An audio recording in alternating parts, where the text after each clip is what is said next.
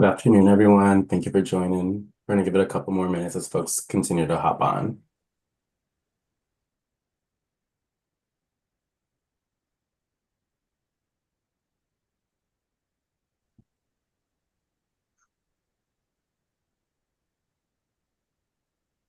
Good afternoon. Can you hear me? Yes, we can hear you. Great. I'll mute myself now. Thank you so much for hopping on.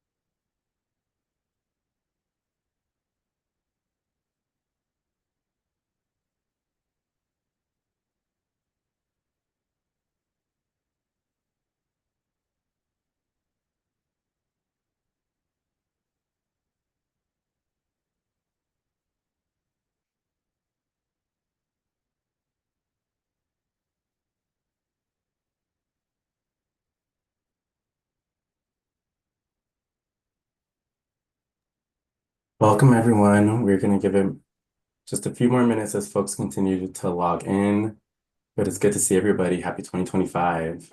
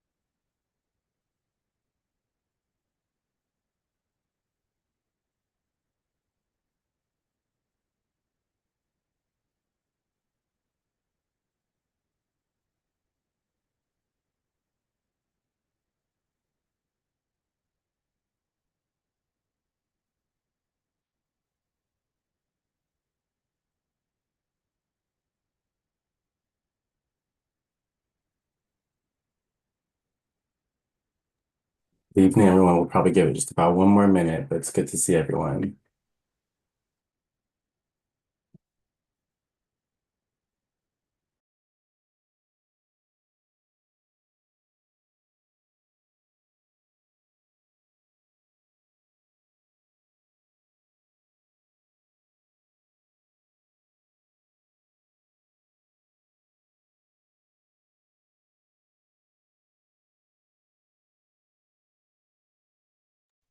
Steph, do you think we are ready to go, or should we give it another minute? This is Stephanie. I think we can get started with the intros and just setting up the meeting, and hopefully other folks will kind of filter in as that's happening. Okay, that sounds good. Well, good evening, everybody, and happy 2025, and welcome to your 58th CSC meeting. Can't believe that it's already February, and though we haven't met in a couple of months, we know you have continued to make positive impacts in the Stockton community. So thank you for your ongoing presence, input, and collaboration for the implementation of AB617. My name is Jared Zachary, and I am joined by my colleagues Amy Ramos and Laura Martinez, and we are super excited to be here facilitating your meeting today. There have been numerous changes in the past couple of weeks as a result of the new administration, and we just want to remind folks that we are still committed to working with you all on the issues that face the Stockton community. In terms of how we'll spend our time together, this month's agenda is designed to provide you all with SERP implementation updates. And during this agenda item, the Air District is going to be going through a presentation to talk about the passenger vehicle replacement and the clean air rooms measure. We want to learn what's coming up for you all and how to move forward with these measures. Now let's go ahead and walk through the meeting logistics. I know this is familiar to many of you. It's always helpful to have a refresher, especially given our time apart over the holidays. So we will now walk through some of our housekeeping slides. Go ahead and share my screen for you. Let me know if you can see it. Oh, that is not the screen I want to share. Okay. There you go. Thank you so much, Lara. So before we get started, we want to remind folks to please mute yourself and make sure your full name and organization are showing as your screen name. To change your screen name, you can click on the top right side of your picture and video and click rename. CSC members, we ask you to use the naming convention of CSC -first and then your last name. For example, CSC Jane Doe.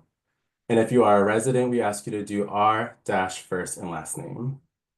All other participants, you can do first, last, and dash affiliations, such as Jake Smith, AD. You can utilize an AD or CARB for the Air District or California Air Resource Board staff, P for general public, or any other organizations can write their name. And just a reminder that the meeting host may update your screen name during the meeting, which helps us with attendance tracking for CSC members. Slide. In addition, if you want to link your phone for audio use, you can click the caret that is next to the unmute button and select switch to phone audio. You then can join by phone call or the call me later option. We also want to highlight that if you're using interpretation or the Spanish channel, you should not link your account. We also want to give another reminder to please update your screen name with the naming conventions that we listed below. And if at any time you need some assistance, you can message anyone from the Harder & Company team and we will help you rename.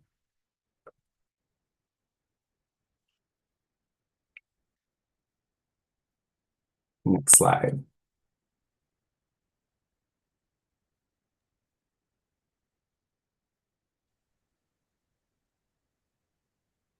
Can we go to the next slide?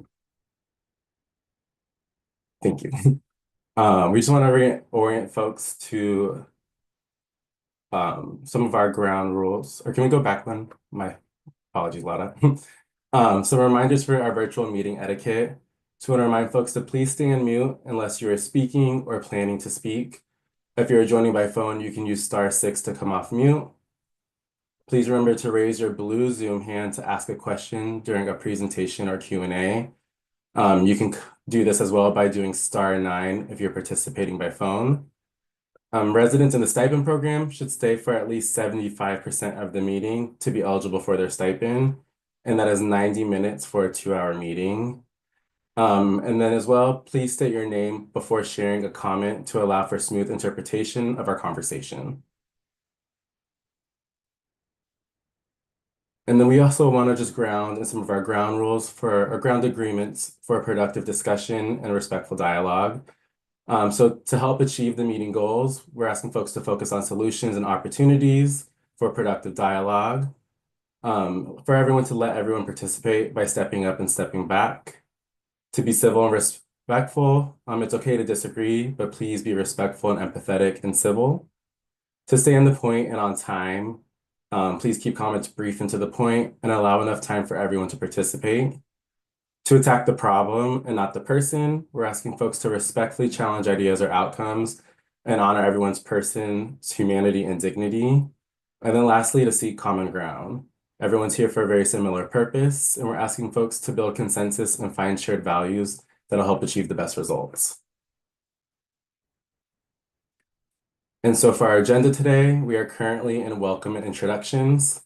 We will then transition to reviewing the action items tracker.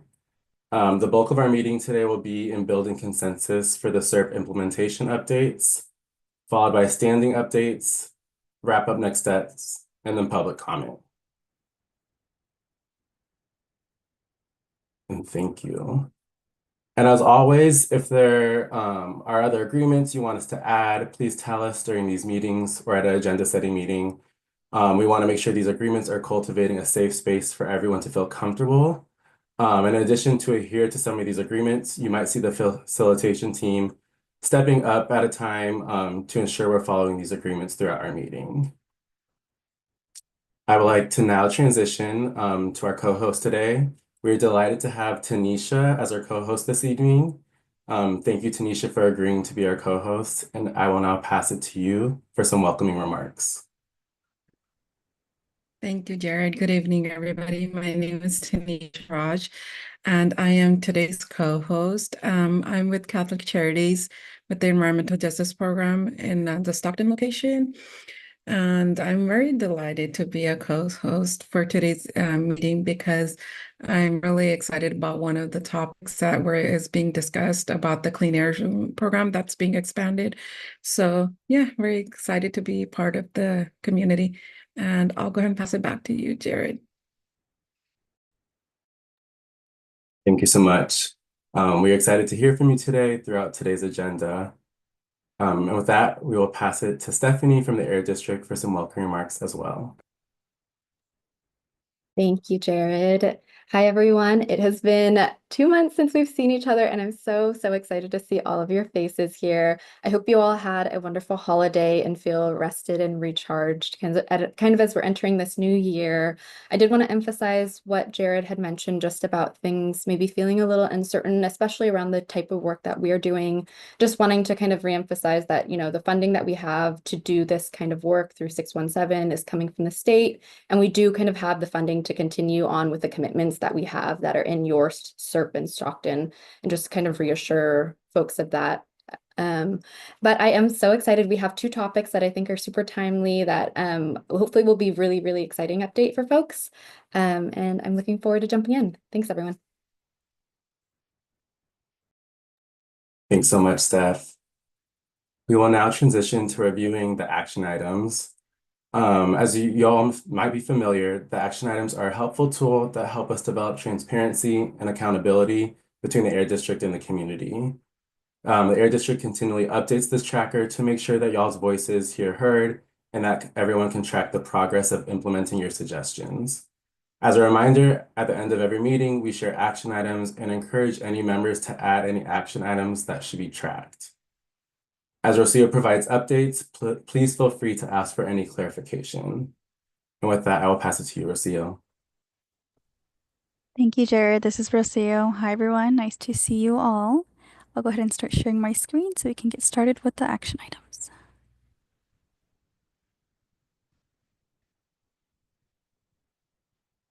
So you can full see my screen?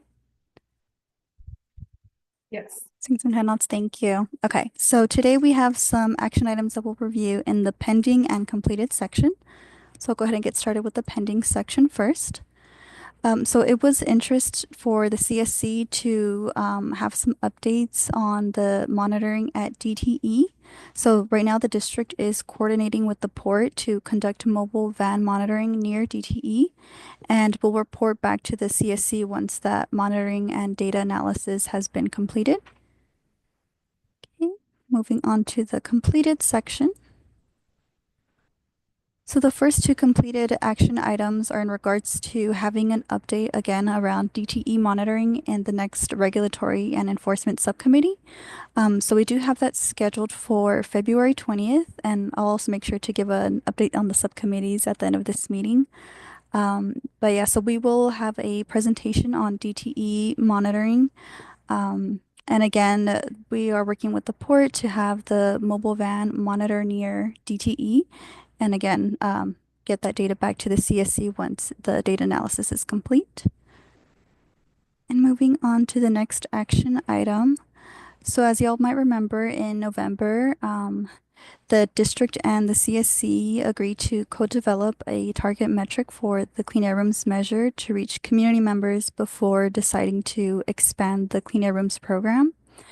So we will have a target set today with you all today that Steph will go over. And for the last completed action item, this was for us to go ahead and send you all the dates for upcoming subcommittees. So we did go ahead and share that in the standing updates. I know we did reschedule one of the subcommittees, which was the regulatory enforcement.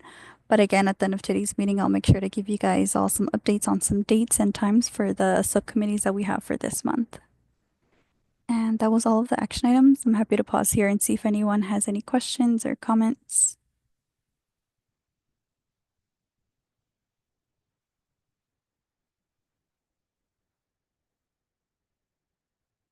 Not seeing anything, so I can go ahead and pass it back to you, Jared. Thank you.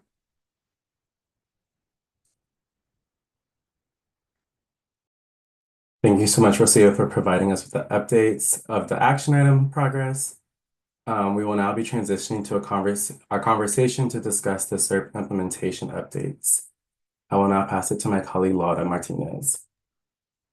Yeah, thank you, Jared. Thank you, Rocio, and thank you everyone for being here today. It's super exciting to be back in action with you all, and definitely missed having these monthly meetings. So excited to get back and continue our conversation and the groove that we had, because I think we had a great momentum. So as Jared mentioned at the beginning of our meeting, we're going to be focusing a lot of our time today to talk through the SERP implementation update. And this agenda item there's two major topics in one. So one of them is going to be the passenger vehicle replacement measure, and then the clean air rooms measure. So for the passenger vehicle replacement program, we've noticed that it's in very high demand, and residents have utilized all funding, which is great because that means that you are all helping reduce emissions in your community by trading in your older vehicle and replacing it with newer, more fuel efficient models. And because there are no more funds available, we're going to be having a conversation today of possibly shifting some funds around, and that is $4 million from the heavy duty truck measure to the passenger vehicle replacement measure to continue supporting residents' interest. Because again, there's no more funds right now. So right now it is at a pause, it's at a halt. And again, that's because it's a very popular program and you are all very interested in it. And just as like a refresher, we previously brought this measure to talk through possibly getting more funding back in I think last year, right? And it was about the school air filtration measure. So we got $2 million from the school filtration measure to reallocate into the passenger vehicle replacement. So this would be our second time talking with you all about this measure, about getting more money in here, because again, it's very popular and in high demand. So yeah, Stephanie is going to be going through a few slides to give you all more in-depth information with the goal of getting consensus on whether to move forward with the reallocation of funds or not. So we will be seeking consensus from you all today, and we'll go through the slides to have a refresher on what that consensus process looks like. But that's going to be one part of today's conversation. And additionally, we're going to be looking at the Clean Air Rooms program measure. And this is where there's indoor air filtration devices, and they're provided to residents within the Stockton community, within the boundary to support improving indoor air quality in homes. During our last couple CSC meetings, that was in October and November, we discussed the possibility of expanding this measure to reach both Stockton resident homes and to target sensitive populations. And as Rocio mentioned, we're going to be talking a little bit more in depth of what that looks like and the different measure or like the target goals that you all can set so you feel comfortable expanding or, you know, keeping it within the Stockton resident boundary. And yeah, today the Air District is going to give an overview of how the measure is doing by providing you all with data over the last year and provide that metric of the number of filters needed to be distributed to utilize all funding. And they will also provide recommendations on how to move forward. And of course, looking for your insights, any questions you have, and any reservations you have about the expanding the measure. So during this time, Stephanie's also going to go through some slides to provide further context, and we don't expect for any decisions to be made today. The goal for this particular agenda item for the Clean Air Rooms program is to determine a target to allow us to feel comfortable to expand the program. I know that was a lot, so I will pass it to our co-host Tanisha to talk a little bit about the work that she's doing in the community to support residents improving their indoor air quality and anything else she'd like to share. Thank you, Rocio. So as I mentioned earlier, one of the topic is Clean Air Rooms program, and I think it's a really great program provided by the Air District, and because of the fact that giving out free air purifiers, it's a great work, and because air purifiers can be very costly depending on what kind you want to get, and we all know that the low price ones are not that efficient, and the air quality, the ones that the Air District does hand out, it's really good for filtering out the air. And currently the program is only limited to the residents, and the Air District is thinking about expanding it to daycares and I know it was the elderly population, right? So I think it's a good idea because these two populations are very vulnerable, and because of the fact that kids' lungs are still at a developing stage, so it makes them more susceptible, sorry, to respiratory diseases like asthma. And the same goes for the elderly population because of their system is very weak. And so getting that extra help assistance with, on top of what's being done to mitigate the greenhouse gases and improve the air quality by expanding this to vulnerable population, I think it would be a great idea. So I will go ahead and pass it back to Rocio. Thank you, Tanisha. This is Laura. Sorry. That's okay. And yeah, so thank you for sharing a little bit about the work that you're doing and how it's impacting Stockton residents in a positive way to clean that air in like where they spend a good amount of their life, right, in their homes. So yeah, as Stephanie is going through slides, she'll take pauses and ask for questions, ask for clarification, and please feel free to raise your hand, type in the chat, or unmute yourself to ask for any clarification. And I'll also make sure that if you do type in the chat or you have any questions, we can elevate that to Stephanie as she's going through the slides. So I'll take a quick pause here if you don't mind, Stephanie, and just see if anyone has any questions they'd like to ask before we get started, just on like the process.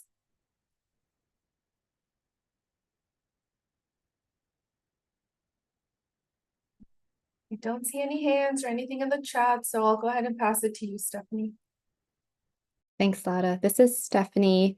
I will, just before I get started, just for transparency, just mention that I have a handful of folks that are here today to help support this presentation and answer your questions and anything that you might have. So just really quickly share, I think our usual folks, you all know Rocio, Heather, and Cass, but we do have joining us, we have Catherine Tao and then Sarah Sonlane from our grants team. And we do have a few folks from Valley Clean Air Now, or Valley Can, who support us in the passenger vehicle replace program. And so I know I see Patty and Veronica and Jose here as well. So this is our team to kind of support the conversation and answer any questions you might have. Right, I'm going to go ahead and share my screen.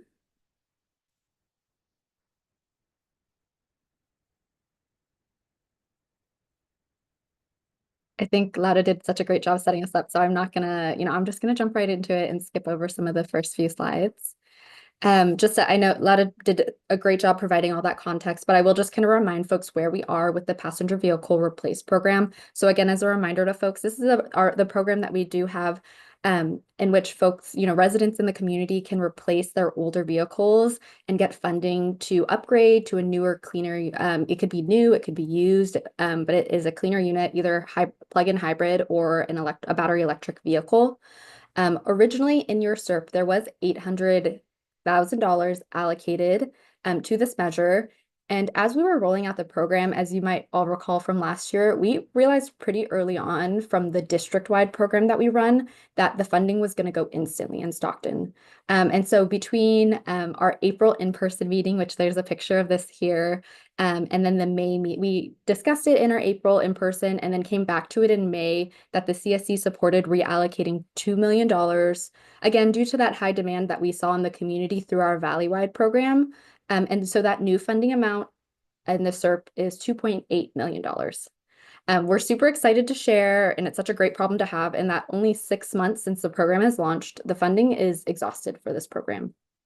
We've had 137 applications that were received, again, to replace their vehicles with a cleaner unit. And we've had 65 residents complete the transaction in the AB617 community. And what does that mean? Kind of technical language. All that really means is this process does, it does take a few steps. People have to apply, they get a voucher, they have to go out and shop. And so it does take a couple of steps, takes a little bit of time. So not everyone that applies will go through the program immediately. And some people might not go through it at all. It's just kind of up to them and their situation. But so far, we've had 65 residents successfully kind of go through this process in the boundary. I will pass over to our Catherine on our team. I do see a hand, Margot. Do you, I'll go ahead and actually take that question just right now. Yeah, go back to the last slide, please. Yeah. So 65 residents have completed the transaction. Does that mean 65 residents used up $2.8 million? That's a good, yes. So that's a great question. Yes, essentially that funding went into the replacement of those vehicles. So yes, that is where the 2.8 million, and there is a small amount that also goes towards the administration of the program with Valley Can. But essentially the majority of that funding is kind of out in the community. Now, there are a couple that I think are still completely going through the process, but what we didn't want to do is overspend the money. So right now we've currently kind of stopped the program where we've anticipated people will go through the program and spend the money. I don't remember that $40,000 was per person was part of the deal. What was the cap on the actual autos? It's up to 20,000. Yeah.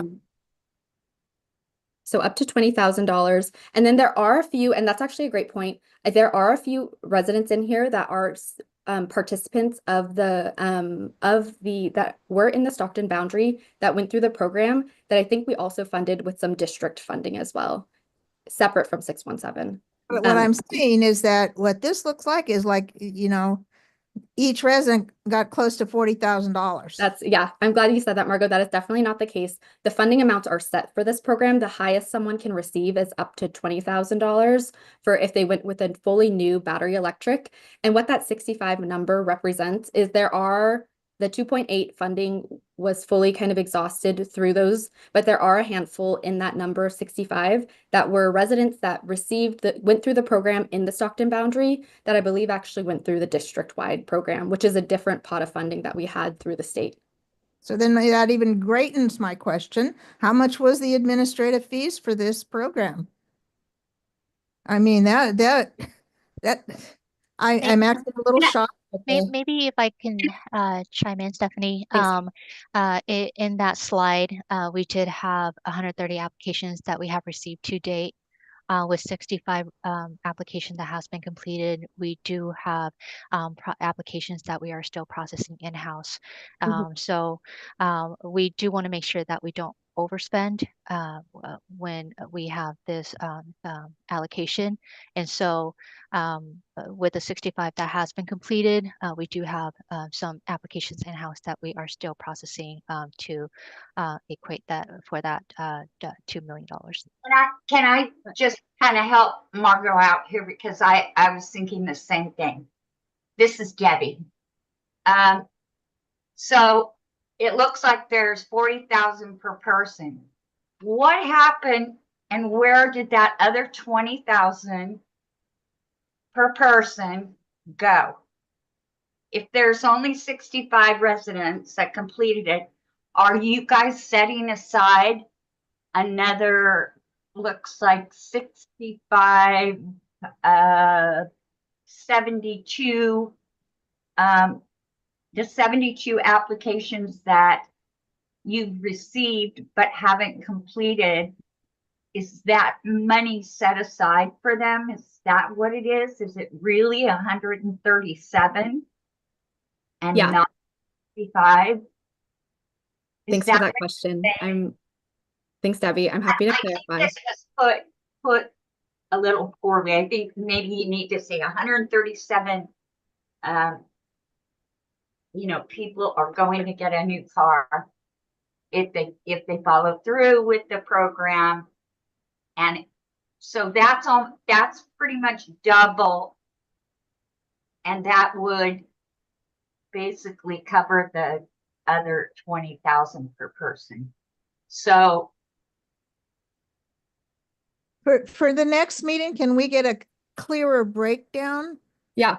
It doesn't have to be exact because I know it's still in the process, but how much are the administrative fees, you know? Surely they're not $20,000. I don't, maybe they are. Nope. And this is Stephanie. The 100, so I just want to be clear, the 65, so admin, and then, sorry, I heard a couple questions, so I want to get to all of them. I definitely appreciate the numbers, and I want to clarify kind of where these are coming from. And then Catherine, can you clarify, because we do know that the percentage that goes towards admin, it's not a huge amount towards it, but it really goes towards a lot of really important parts of the program. Catherine, I believe it's a certain percentage, right? Can you let me know? I would have to check back, but you are correct. The percentage is fairly small. It does go towards the administrative costs for Valley Can, who is a project partner to help run this program, and the district's admin. Majority of it, I understand, is towards the administrative costs for our partner Valley Can. Yeah. This is Dr. Farrell. Why don't you give us the dollar amount? We want to know the dollar amount. Did they charge us 5,000 for the administrative or the 10,000? What was the dollar amount? Thanks, Dr. Farrell. This is Stephanie. I am hearing I definitely have kind of noted a couple of questions.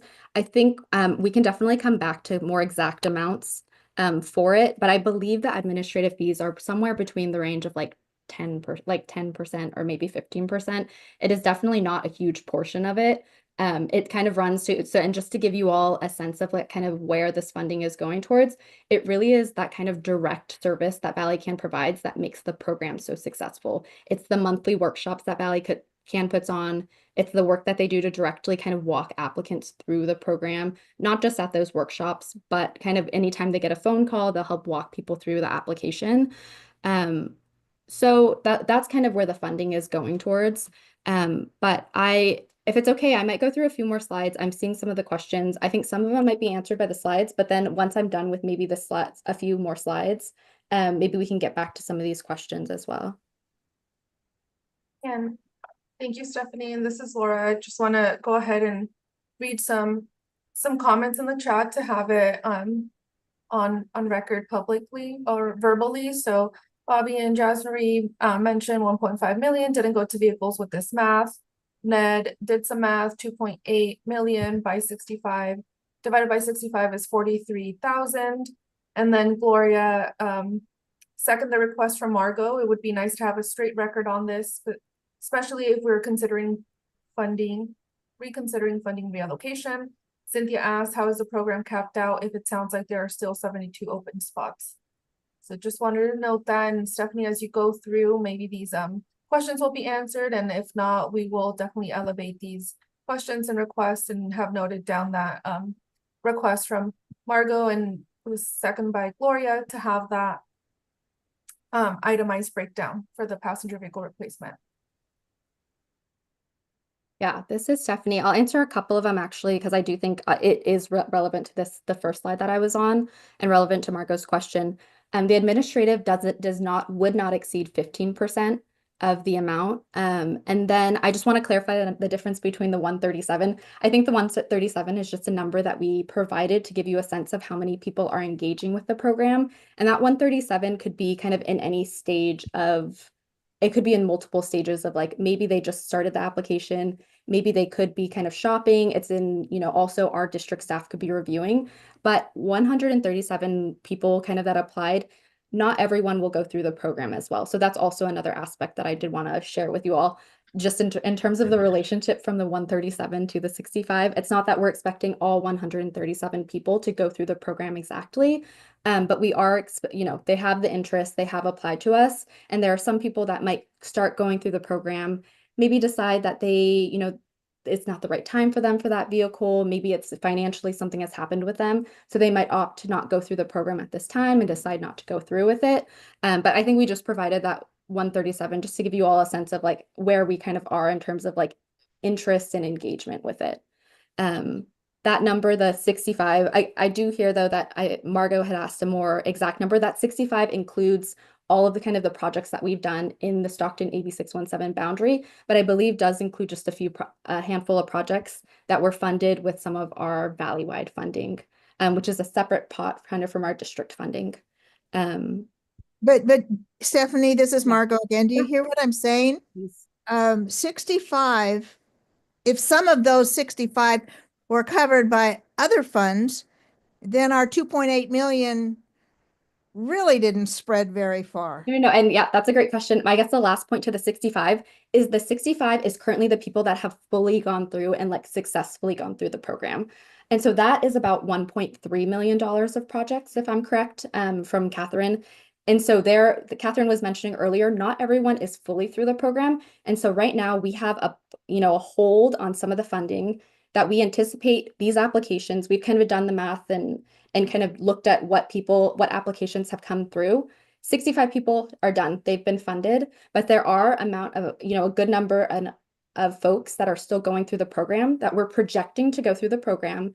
And we want to make sure, and the reason why we're doing this projection is we just want to make sure we don't overspend in the account. So right now we have 65 that are done. We have a number of applications that are in-house, and we're projecting based on the applications they've submitted to us. They've let us know, I'm interested, potentially in a certain vehicle, and we're projecting out so that we're making sure we're not overspending into the 2.8.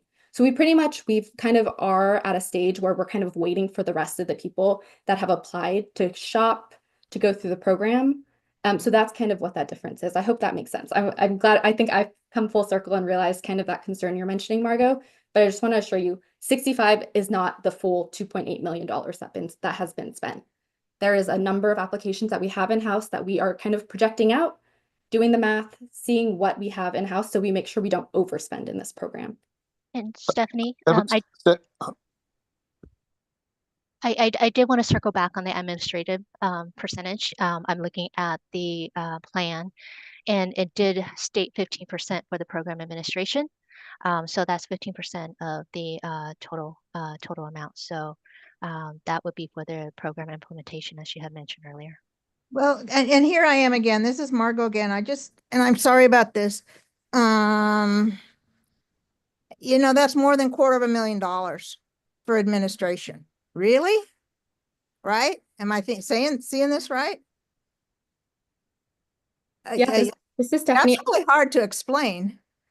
So I will just caveat that, it's not the case. It is the up to amount. It's not just that we're flat giving someone kind of funding just to do, flat amount. It's that they do the work. They do a workshop in the community to help people apply, and that they get kind of reimbursed for that work. And so it could be up to 15%. It could be less than that as well. So that's something that I'll caveat as well. Okay, thank you. Stephanie, this is Everett. I want to just make a statement that, again, with those that are already there, there are some that did not that were over the threshold that did not make it. But there will be an administration fee for those that were over the threshold for the amount itself. But the admin fee is on the total fund, right? Yeah. Yeah, That's it's correct. on the, it doesn't matter how many apply. It's on the total. They will earn that much money because of the total. The total fund is 2.8 million. They get 15% of that. Well, not necessarily, Margot. That's what I was mentioning, is they're not just gonna, the administration just doesn't flat out go. It only gets paid for work that gets done. So as Valley Can is doing kind of these monthly workshops for us, and these monthly workshops are pretty much kind of the main way that people, I think, feel they can access these programs is going to the workshops, getting assistance. There's bilingual assistance there. Those are the ones that I think really provide support for folks. And it's not that we're, just like flat, this is something that it's for the work that they are doing for the program. Yes, I know. I'm looking forward to the accounting of it all. Thank you. Thanks, Margot. Appreciate all the questions, and it has made me definitely realize that I hear lots of questions from folks, and so I'm going to go through the rest of the slides, but you all feel welcome to continue popping questions into the chat, and I'll pause again after we've kind of gone through a couple more slides, and then we'll see what other questions that folks have. All right. Well, hello, everyone. As Stephanie had mentioned earlier, my name is Catherine Chow. And I'd like to share with you some statistics on the type of vehicles that the participants in our Stockton AB617 community have selected so far. As Stephanie had mentioned earlier, we have 65 residents that have completed their transactions. Out of those participants, 35% selected battery electric vehicles, and nearly 2/3 or 65% of the participants preferred plug-in hybrids. Next slide, please.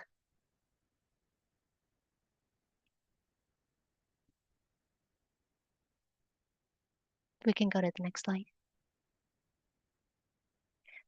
Thank you. So for the replacement vehicles, 22% of the participants were able to purchase or lease their new vehicles with program funds of $18,000 for plug-in hybrids and $20,000 for battery electric. As shown in green on the chart, most of the participants, about 78%, chose to purchase used vehicles, where the program provided up to $12,000 towards their purchase price. Next slide.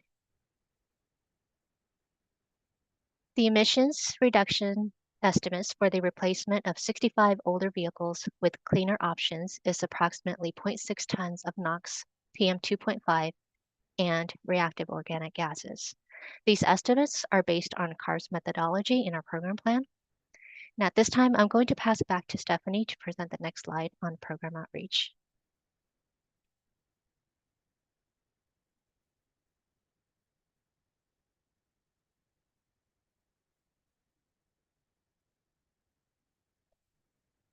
This is Stephanie. Sorry, I was just speaking on mute. This is Stephanie, and I'm going to cover a slide that hopefully gets to some of the questions that folks might have about kind of what goes into making this program a successful program, which we kind of work in partnership with Valley Can to do a lot of outreach in the community. Some of that is kind of your more usual type of outreach, social media, posts on Facebook, X, Instagram, Nextdoor, radio ads that are happening in the community. There's also targeted digital ads. So you might be scrolling on, some kind of social media that you have, Facebook or Instagram, and kind of scroll and see an ad for this program. And that's some of the targeted digital ads that's happening. And also a huge part of this is the community events that we go to. We go to a lot of community and school events throughout the whole boundary. At all of these opportunities that we go to, we talk about all of the district programs that we have available through AB617. If it's an event in the boundary, we're definitely talking about, our clean air room program, our tune in, tune up program, our passenger vehicle replace program. And so that's a great way that we've been connecting with residents and also parents. And then also a big piece of this is also the work that Valley Can does to kind of host. They do monthly workshops. And at these workshops, I know a few folks on our CSC have gone to these workshops themselves, but they are really hands-on, really one-on-one types of workshops in which Valley Can sits down with you and they help answer your questions. They help walk you through the process and the application. And they've been a popular event that they've continued to get lots of folks attending, asking questions, showing their interest. They've so far, since the whole program has started. They've hosted 7 events in the Boundary since June of 2024. And again, in our anticipation of the program being out of funding once kind of the remaining applications that we have in-house kind of go through their applications, the workshops have actually been paused in Stockton because we, again, want to make sure that we're not overspending kind of the money that we do have in the SERP. I'll take a moment to also pass over to our partners over at Valley Clean Air, or Valley Can, to talk a little bit about these workshops and kind of what they're seeing in the community, types of questions that they get from residents most. I think I might be passing to Veronica. Correct. Hi, Stephanie. Good afternoon, all. I'm Veronica Valencia with Valley Can. And as Stephanie was mentioned, we have had 7 events here in Stockton. We continue to see a steady level of interest. So although we have paused the workshops due to lack of funding, the demand still remains and the need is still present. And we do have, just to clarify, we do have a pipeline full of customers that need to complete transactions. What Stephanie was referring to, transactions that are complete, but we have a full pipeline of people who are still waiting for their approval. And hopefully if we receive additional funds, then we can continue the workshops to continue to meet the need that is there.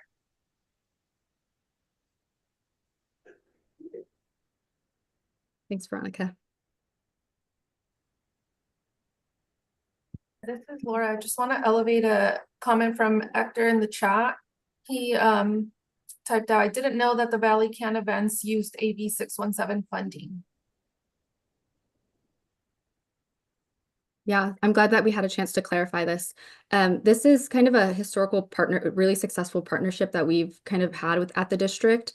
These workshops, we've seen them as a pretty crucial part of the program. And so part and parcel, we wanted to make sure the 617 program didn't suffer in any way or be different from kind of what we know to be successful about how to run the program.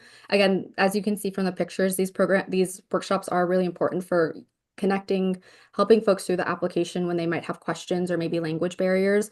And so when we did open the 617 program, naturally, wanted to make sure that these workshops were a part of that process as well. So that Stockton community members had that same benefit. So I'm glad we had a chance to kind of clarify that. And if there are no other questions. Yes, excuse me, this is Dr. Farrell again. Hi. Now I heard the word approved or waiting to be approved. Can you make a little more clarity in this matter? If the person who put in their application, are they waiting for the dealership for approval? Are they waiting for AB617 for approval? Or they are waiting for CAN to approve? Where are the people or the persons involved? Where are they? Who are they waiting for approval? Well, this is Catherine. With this program, it does go through various stages. When we talk about the applicants that have been approved, they've been approved for the funding. When they submit their application, they go through a review through Valley Can, who helps work directly with the applicants to get the proper documentations, the necessary information to submit their paperwork. The district staff will receive that information. We will process that, and then we will issue the letter with the approval amount on it. Once that happens, the applicant can proceed to work with the dealerships as well as Valley Can, who will work with the both of them to ensure a smooth transaction to purchase the vehicle. We will at that time, they will select a vehicle, and then once they have a vehicle selected, the district will review the process to ensure that the vehicle is eligible for the program. We will approve the check, and the check will go directly to the dealership, who will deduct that from the purchase price or the lease for the applicant. That would be a complete process for each of the applicants that have gone through the program. Thank you. Laura, and want to elevate something that Margot posted on the chat. I'd like to see the current contract between SJVA PCD and Valley Can. If we transfer more money to this fund, ought we to have better negotiating go into the process? So noting that down as an action item for AD to show the contract if that's a possibility.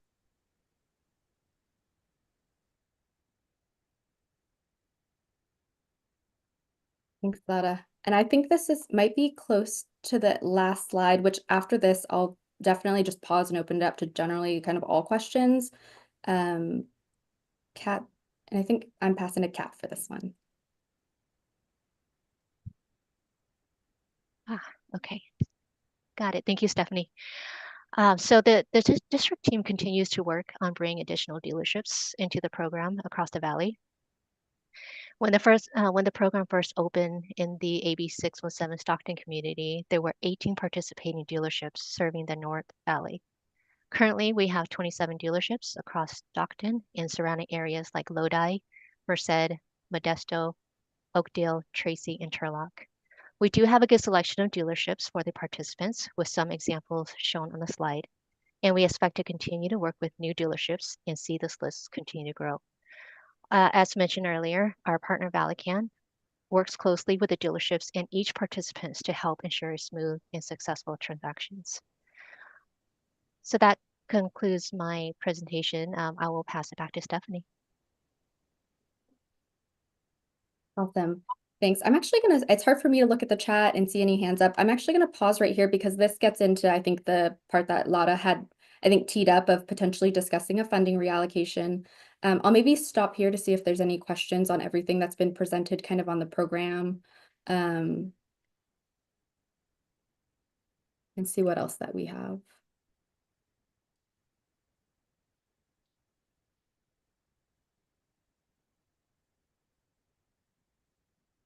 And I actually am seeing a question from Bobby and Jazzy about trucks, which I think in the tee-up that Lauda had, she did mention trucks, and I have a couple of slides kind of discussing that as well. So if there's no other questions right at this time about the slides that I've presented kind of previous to this, I'm happy to maybe go through the rest of our slide deck related to replace.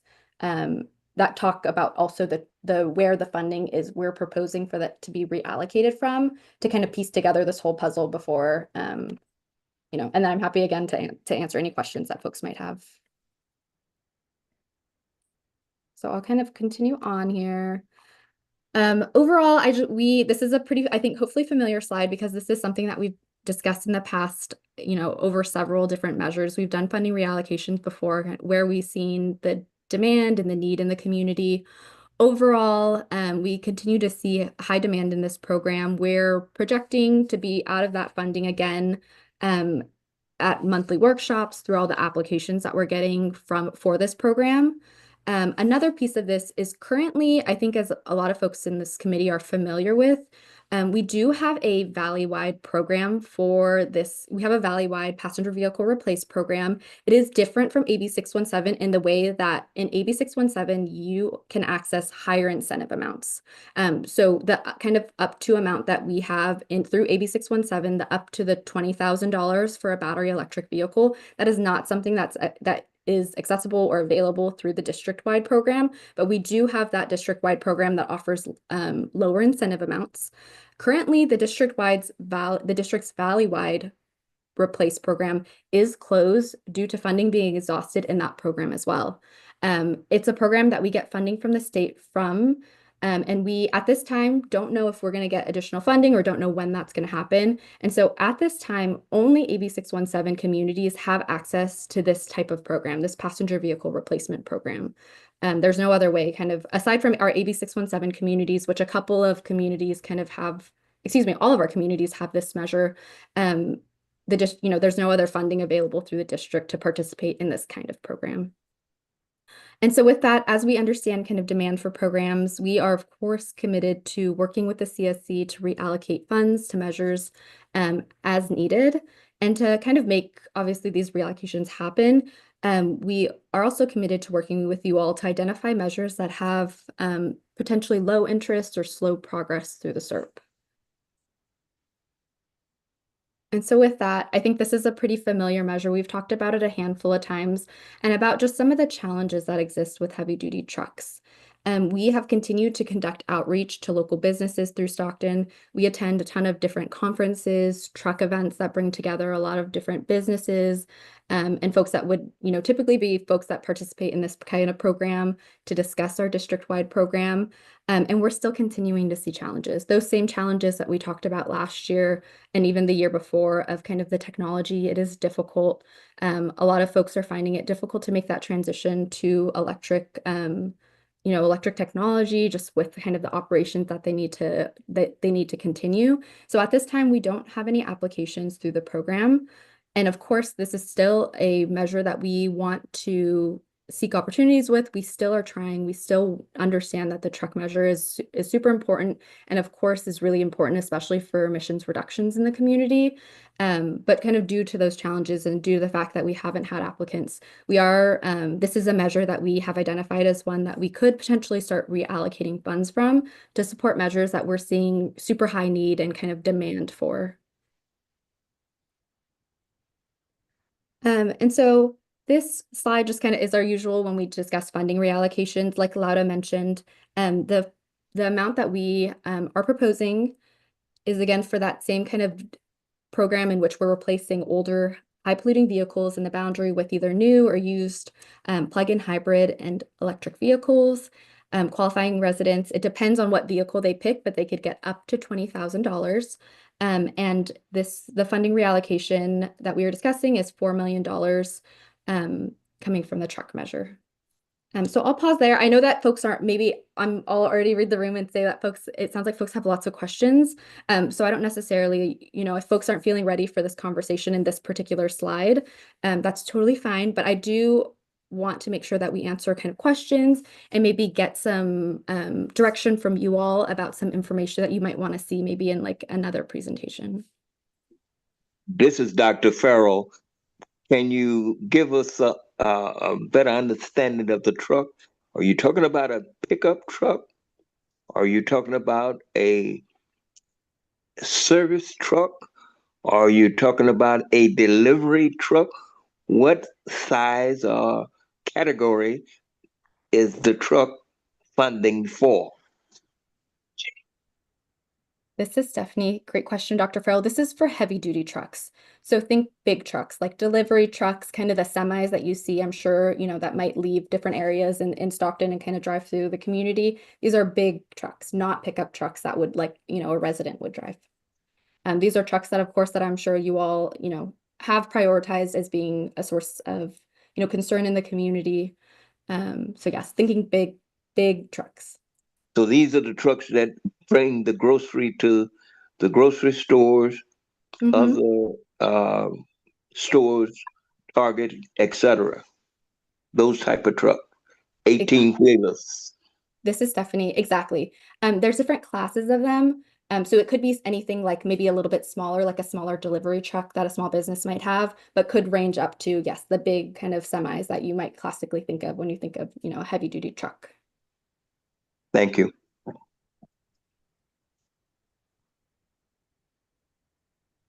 Gloria, yeah, thank you, Dr. Fair, for that question and clarification. I do see, Cynthia, you have your hand raised.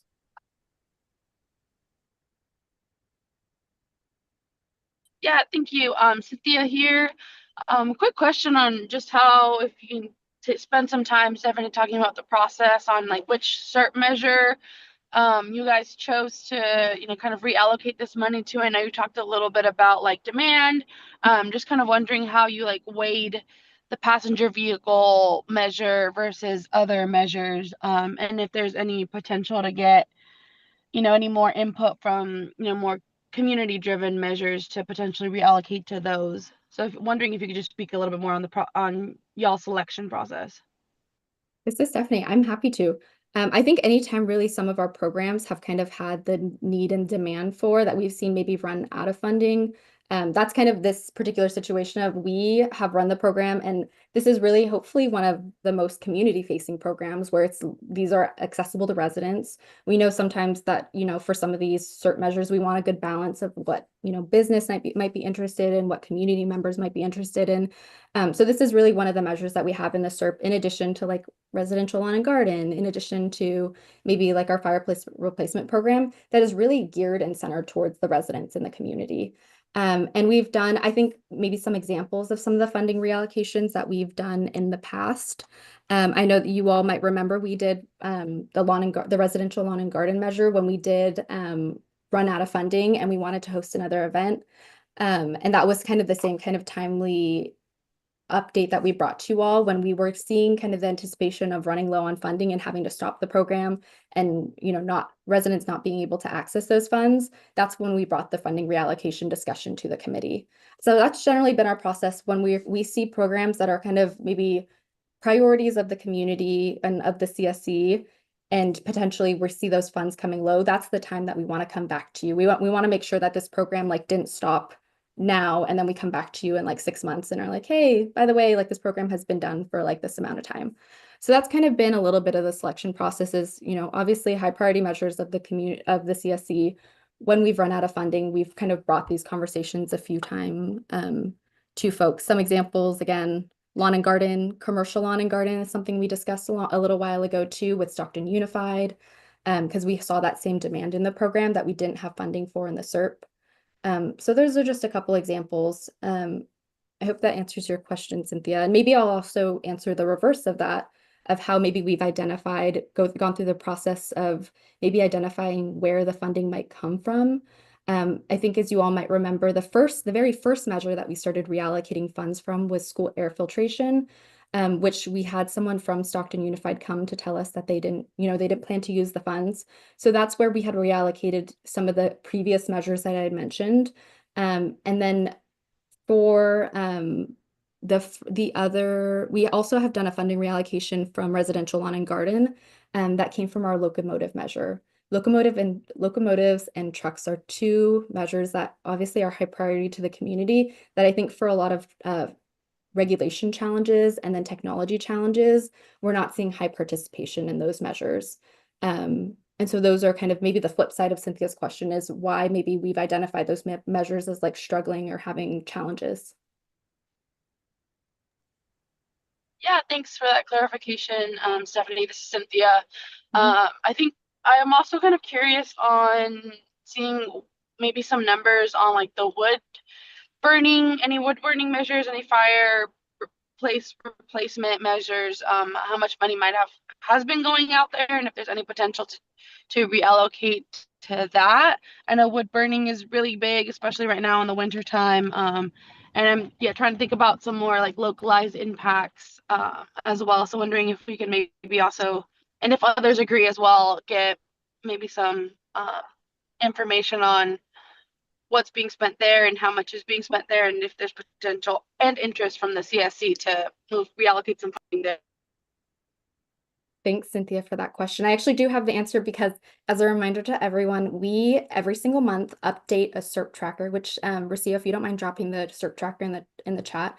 This is something we go through every single month, and all of our teams that kind of have commitments in the CERP, whether or not it's our grants team or maybe our outreach team, we all go through and we make updates of some of the things that have progressed since the previous month. And so in that tracker, you'll be able to see that we've spent about $75,000 in our residential, the replacement of wood burning devices measure that Cynthia was just mentioning. And we have $415K in that measure. So while I totally 100%, that's a valuable program centered towards residents, has huge impacts in the community, we do still have funding in that measure to do that work. But if it's the case that we are getting, close on that measure and maybe need to discuss the funding reallocation, that's obviously something we can work with the committee on. But as of right now, there is still plenty of funding in that measure to kind of do that kind of work.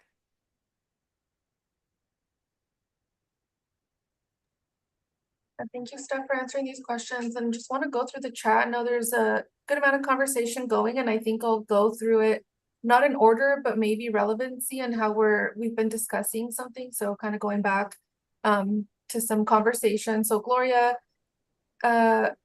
wanted to elevate the comment from Bobby, Jasmine, and Cynthia along the same lines. I think that seeing this opportunity for reallocation and the confusion over the accounting details as discussed earlier, it's amazing to have the entire CSC understand other opportunities for funding reallocation in the SERP. Although the vehicle replacement program is popular, I would like to stress this need given that other areas might be just as important for emission reductions.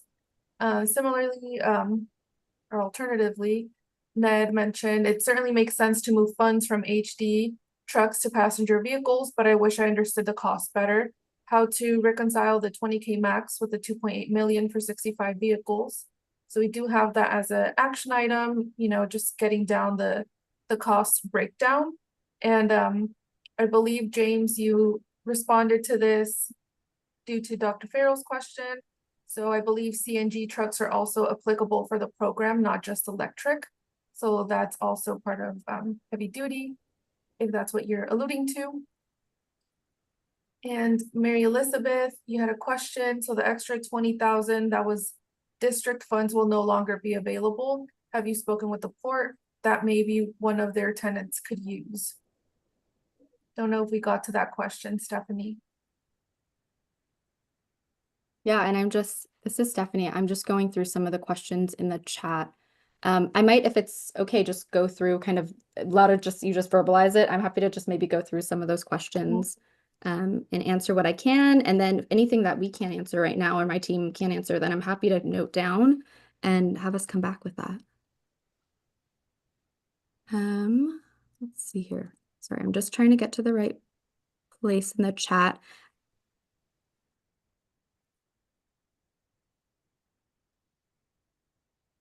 And then I just I'm getting some more information from my team that Veronica had mentioned, like kind of these two numbers that we have, like this process called in the pipeline. So I just want to hopefully clarify again, the 65 is not the total number of vehicles that we will be able to fund with the $2.8 million. I hope that's, I'm sorry if that made some, led to some confusion at the beginning, but that is not the message in the picture that we want to paint, because obviously, as you all have noticed, the numbers don't quite add up. And so I have some more information from my team that we currently have about 55 participants that are currently, Veronica mentioned it, kind of what we call like in the pipeline. So that's in various stages of approval, and also, other processes that need to happen to like allow them to purchase the vehicle. And so we should have about a little over 120 participants that we anticipate to go through the program. But again, I totally hear folks about wanting maybe some more numbers. We provided a super high level numbers and kind of accounting of things, but we can certainly come back with some more exact numbers of maybe what, like the breakdown of some of those vehicles and what we're looking to more for exactly from the AB617 funding. And then I have some questions from Bobby and Jazzy that Lada did read out. I don't have the exact emission reductions for that portion of the funding, but we can look into that. And then for the trucks, it was written in the SERP, we would provide up to 200K for the replacement of a truck. Trucks are super expensive, as you might imagine, they're really big. So it would provide up to 200K, but we can look into kind of and provide some more information about the emission reductions that are associated with that. And then Mary had a question. So the extra 200K that was district funds will no longer be available. The extra, again, as a reminder, the extra 200K, so that amount that up to 20K that we have for the program is really an enhancement that's only available to AB617 communities. And so if the funding, the CSC doesn't support more funding, then that amount and that, us being able to continue this program in the Stockton community, yes, would stop. And then as of right now, the district-wide program, I think it provides up to 12K. That's the highest that the program will go. That program right now is just fully out of funding. So that one is closed at this time. So again, the 617 funding, if someone wanted to go through a program like this, it really is, you have to have the luck of right now being in an AB617 community to be able to access that. Otherwise, the district-wide program is fully closed at this time. I will, oh, I see someone unmuted, so. Debbie, do you have a question?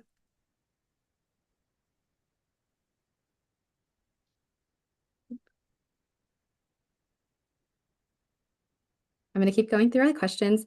Have you spoken with the port that maybe one of their tenants could use? And Mary, I'm assuming maybe you're talking about trucks, which we have had a couple of meetings with Jeff. And I know Jeff is super aware of our program, and the port also has huge, missions and goals to kind of, I know they have their whole clean air plan that they're implementing at the port. So I know that Jeff is aware, but I don't know, and Jeff, feel free to speak to this. I don't know that really I think across the board, port tenant or like any other person in the state, that the challenges with trucks still don't exist. That, making this transition has still been really difficult, across the whole state, but I'm sure also for the tenants that are at the port.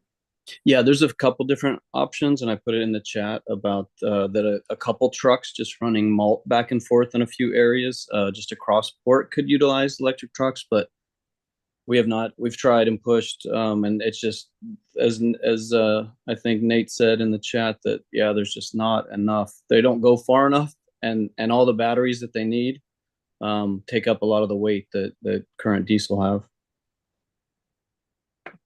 So we're hopeful with hydrogen, or if electric kind of progresses.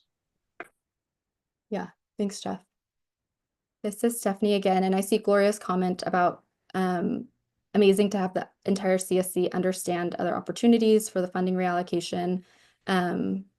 Appreciate that comment. And then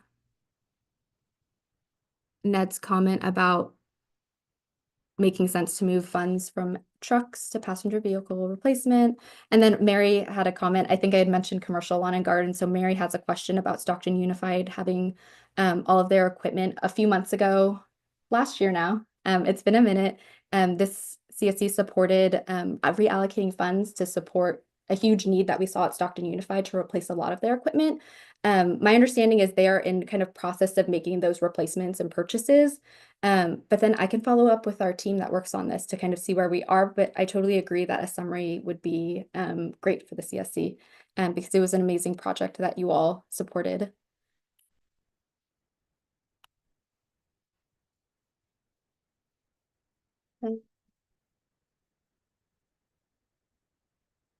Allowed to correct me if I'm wrong. I see some other comments, but I think I've gotten to the bottom of the questions.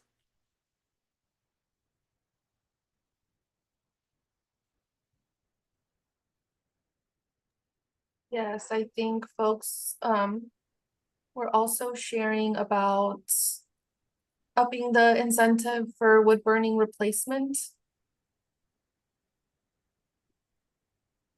And then there are yeah, Mark, I think the incentives for wood burning are almost at their max for, this is Margot, sorry.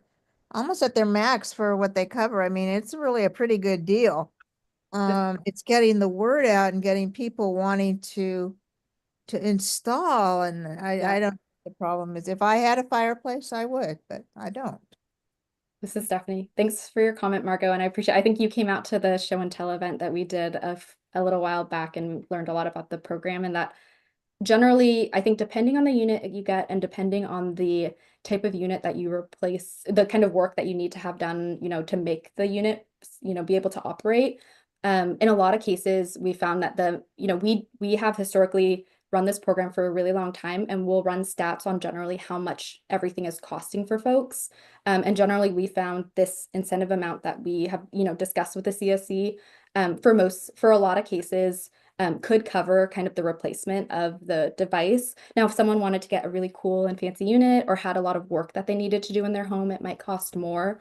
But we have found in a lot of cases that this program helps cover like a lot of the fees to kind of do this replacement. I don't know if anyone on my grants team has anything to add to that. Awesome. So I do want to pause here. I already, as I mentioned, we had in the slides, if folks felt comfortable and didn't have any questions, we had set that up, but I'm already hearing, I heard so many questions that I think we can kind of put together a follow-up update to folks if that feels good, to answer some of the questions. I'm seeing Ned giving a thumbs up. I think a little bit, I'm hearing follow-up on the emission reductions, kind of what's coming from trucks as well. Also about, a more deeper overview and understanding of kind of what the funding went to for kind of the replacement is all something we can plan to bring back to the next meeting if that sounds good for folks.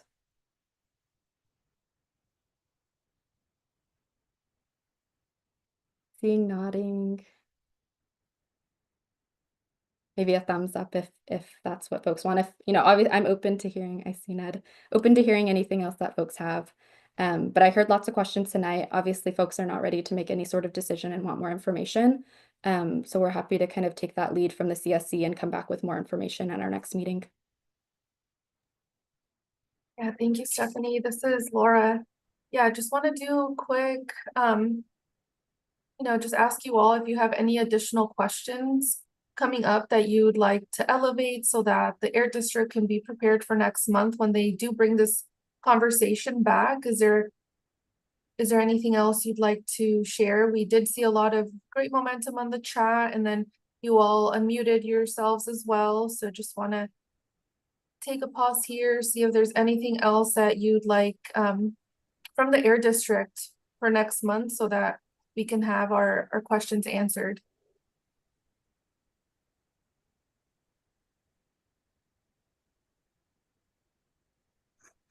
Can I make a quick request? Can you hear me? We can, Ned. Yeah, just, this is the original SERP, and it's TP2 that we're talking about, I think. And just to rewrite that with the more current information, because way back when, we kind of went through that document and computed costs and benefits and emissions. And it has emissions, as do all the other plans. So just a little rewrite of that. Does that make sense?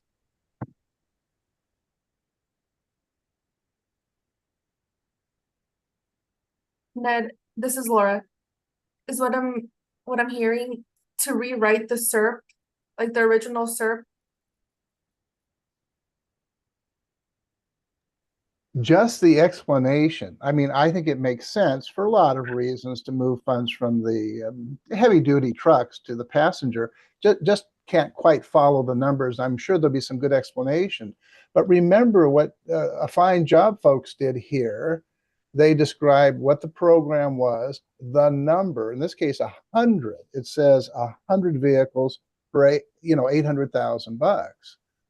So, and it also has emissions estimates here. It just, when you're going to make such a major move, which I think sounds good, it makes sense just to have this paragraph maybe updated for us, not official to be submitted to the state. That's all. With good information. That's all. Thank you, Ned, and I'll pass that to Stephanie. See what's coming up for you. Yeah, thanks, Ned, for that question. I appreciate it. And the SERP that we do have, I think it is approved kind of by our board and CARB's board and is kind of our guiding document. But I will say we absolutely do update all of these things in our SERP tracker. That's something I think is our most up-to-date kind of, we're working in it constantly. That's where we made all the changes to our reallocations so far. So that's certainly a place that we, should the CSC support it, a place that we will plan to update it.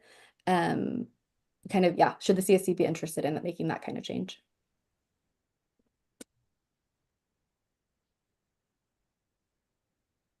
Yeah, thank you, Stephanie. And thank you, Ned, for that recommendation. Folks, anything else coming up for you? Any other questions? I don't see anything else in the chat or any hands raised or anyone going on mute. So we do want to transition a little bit. We did hear, that we won't be going into consensus. We'll bring this conversation back in March. And even though we're going to be moving and transitioning to another conversation, you can definitely still write in the chat if anything else comes up for you, or you can message us directly. But we will bring this back in March, have a little bit more of a breakdown, and hopefully answer your questions so you can get a clear sense of what's all going into the passenger vehicle replacement measure. Okay, with that, I think we can transition and go into the clean air room. So I'll pass it to my colleague, Jared. Hi, everyone. This is Jared speaking. And yeah, I just reiterate everything that Laura had said. Thank you so much for your questions today. And I think, yeah, really attention to detail and feeling empowered to ask for clarification. We'll now be moving to the Clean Air Rooms program. And as a reminder, in the CSC meeting before the holiday, the CSC discussed the possibility of expanding this measure and for the Air District to really provide an overview of how the measure is going to be providing data and creating some metrics. So I will pass it to Stephanie to give an overview of the Clean Air Rooms program.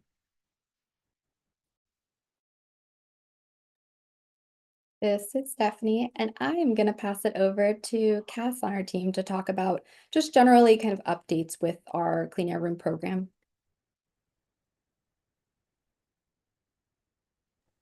Hello, this is Cassandra. Thank you, Stephanie.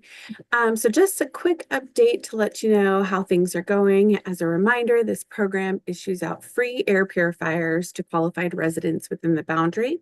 The original allocation was for $1 million, which gave us about 5,000 units. Currently, we've issued out about 1,200 units. And so, you know, we stay active in reaching out to many different partners. We work very, very closely with the school districts. We've reached out to local churches, doctors' offices. We've even reached out to WIC centers to help spread awareness. And then just recently, about 2 weeks ago, we were out at McKinley Elementary and we partnered with their school. They were doing a food distribution. And so we were able to be out there in person and sign up qualified residents. We still do have 3,763 units that are available for distribution. So currently that's the overall and where we're at. So I can pass it back to you, Steph. Thanks, Cass. This is Stephanie. And again, like Lauda kind of set up, a couple of months ago, we brought to you all, and this is a conversation that we kind of had with, sorry, I'm going to pause right here. This is a conversation that we've actually had across multiple committees, our 617 committees. So it is in line with actually CARB's guidance for using these funds for indoor air filtration, is this potential to kind of expand and serve other populations, other sensitive receptors. And so this is a conversation we started kind of back a couple of months ago. And I will just, this is something that it was a graph that we had shared at that time, but I will just also share some of the updates. It's been a couple months since we've showed these numbers, but this is kind of the trend that we're seeing, which includes some of November, December, and January. So about 3 months of data. Overall, the program has been successful. We definitely don't want folks to feel that, that it's not doing what it's meant to, and that residents across the whole Stockton AB617 boundary have access to really great quality air purifiers. We have just been seeing that participation rates are starting to decrease, even when we do continue outreach. That little kind of bump that we have at the end in January is exactly from the event that Cass just mentioned when we were out at McKinley Elementary. But overall, still seeing, that there isn't, even with continued outreach, like I mentioned, we are still seeing kind of that outreach decrease. And we want to make sure that this funding gets out into the community and is serving kind of the residents and serving folks that really need that relief kind of in their home. And so something that we talked about at the November meeting, which I know was a while ago, but I'll kind of remind folks, is at the November meeting, we did kind of talk about setting a target, like together this month, that we would revisit, and then we would revisit that target kind of in May to kind of see where we are standing. And this by no means is, I'm about to kind of discuss a target or just an idea. This by no means is what we have to go with, but maybe is something that offers some perspective or just, you know, a different view of kind of the program participation of some kind of like metric or participation target that we want to think about when we're thinking about this program, and potentially whether or not we want to expand or maybe just keep it to residents as it is. But something that we thought of that could make sense is we do, like Cass mentioned, have about 3,700 units that are remaining in the Clean Air Room program. And I think as you all are aware, this program is set kind of by the guidance that we get from CARB and the blueprint, meant to be a 5-year program. And so that kind of 5-year ends in July of 2026, which is in about 18 months. So a monthly target that we thought could help folks start to think about what we might want to try and achieve is if we had kind of divided the remaining units that we have by the number of months, that takes us to the end of the SERP, 18 months. That would be 209 purifiers per month until July of 2026 to fully use the funding. And if we did do that monthly amount, that 209 purifiers in 6 months, which is again that target that you all suggested, like let's revisit in 6 months. That expected target that we would see is about 1,200 additional purifiers by May of 2025. Now, like I mentioned, this is by no means like a number that we need to go with, but it did help us at the district kind of help provide perspective on the program and what progress we might expect to see as we're kind of thinking about, liquidating the funds at the end of that program. So I just added this extra slide to kind of show where that is. I will say, I hope, it is a large number of purifiers. So again, if there's a more comfortable target that you all want to discuss or want to provide, I'm totally all ears about that. But again, that number was something that we thought helped us kind of think about, a benchmark, a target is we're thinking about the end of 5 years in July of 2026, and this is how many units that we have. So about what we would need to get rid of per month or get out in the community per month to kind of hit that July timeframe. James, I have one last slide, and then I'm going to open it up to any questions that anyone might have. This isn't a new slide. It's something that we've discussed before, but again, kind of to reiterate why, again, kind of the context behind this decision is kind of given the need that, we've seen and the alignment with CARB's guidelines for improving indoor air quality throughout the whole state. We are proposing to you all potentially expanding that Clean Air Room program eligibility to also include daycares and elderly care facilities. As you might expect, because they are different type, bigger than a home, bigger than just like a room in a home. It would be commercial sized units, so they could successfully purify the air in, whatever it be, either, a elderly care facility, a daycare with lots of kids. And we totally heard concerns about folks wanting to make sure this was still a resident-centered program.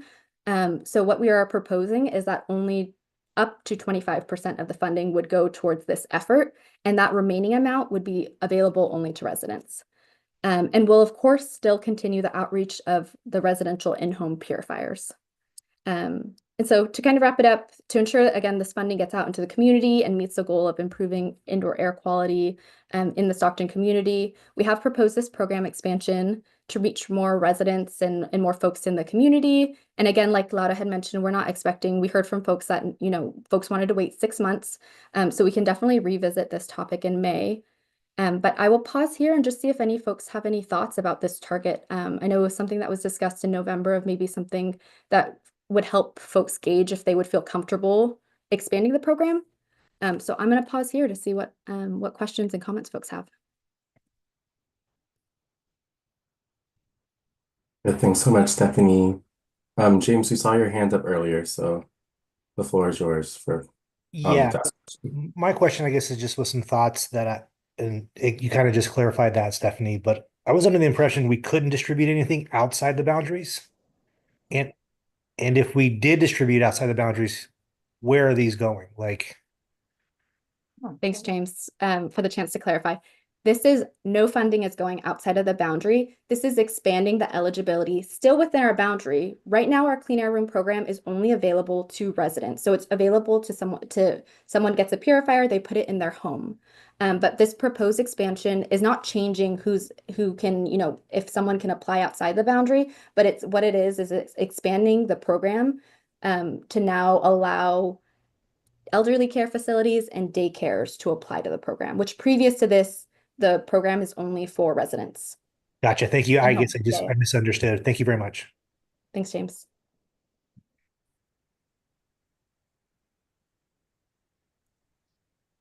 Margo, I see you have your hand raised. Yeah, hi. And I do apologize to everyone for my anger because I'm just angry tonight and I've been angry for like since November. So there you go.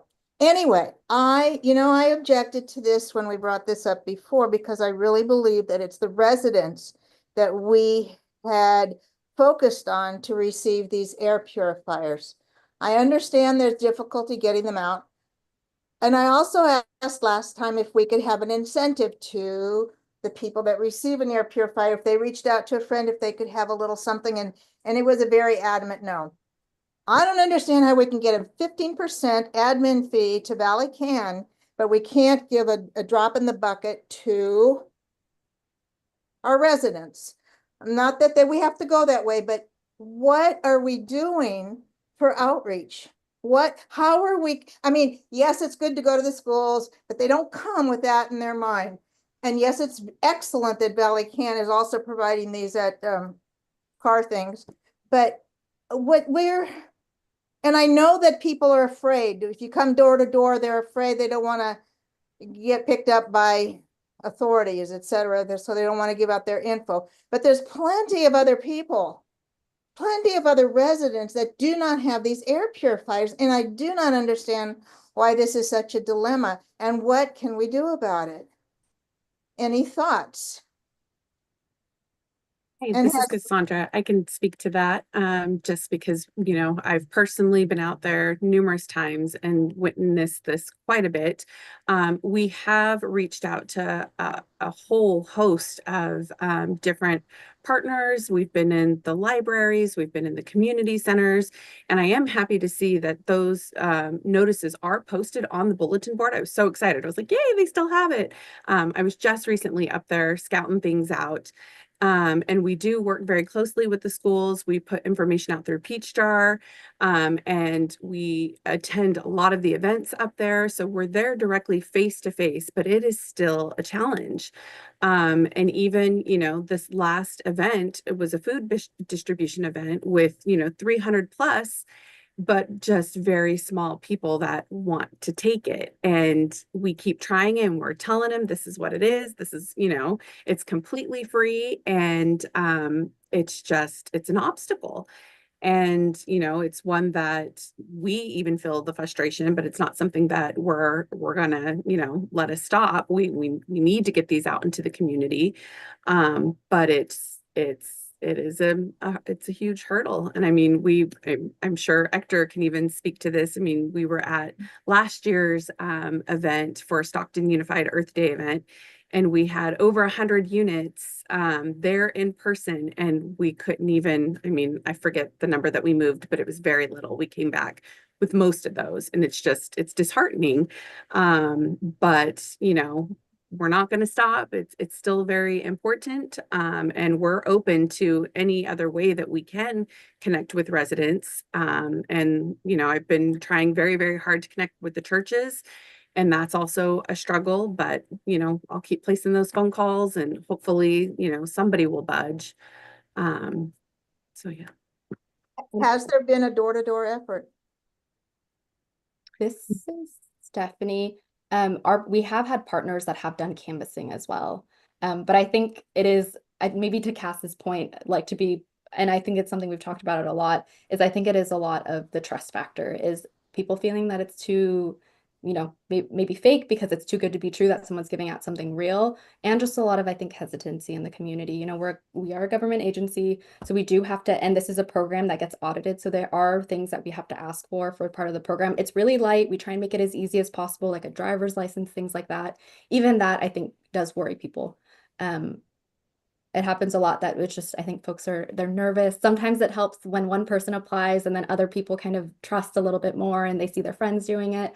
And word of mouth by community members, I think, is some of the best like outreach that we can get. So we definitely encourage you all to continue to let your neighbors and your friends know.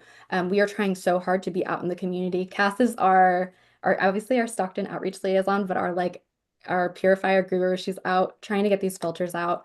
And we're, again, like Cass is mentioning, we're not going to stop the outreach, but I think there are challenges that we just see, and a level of trust that people maybe don't have in a government organization, and they feel a little fearful of that we still come across in like most of the events that we go to. So a plug, keep telling your friends, keep telling your neighbors, it's real. We're going to send a free purifier to someone's home if they apply through the program with us. But that's kind of some of the feedback that we get, when we go to events. This is Jared speaking. Wanted to highlight some comments in the chat before transitioning. Bobby and Jasmarie highlighted saying that they don't believe that they've seen the same social media strategy for the clean air room program as they have for the vehicle replacement. Ned and Nate brought up some benefits of the air filtration in large numbers being distributed to person, very cost effective.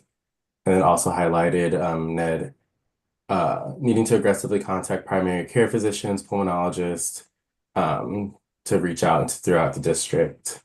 So I wanted to highlight those, see if there's anything coming up. I'll see your hand up next, Debbie.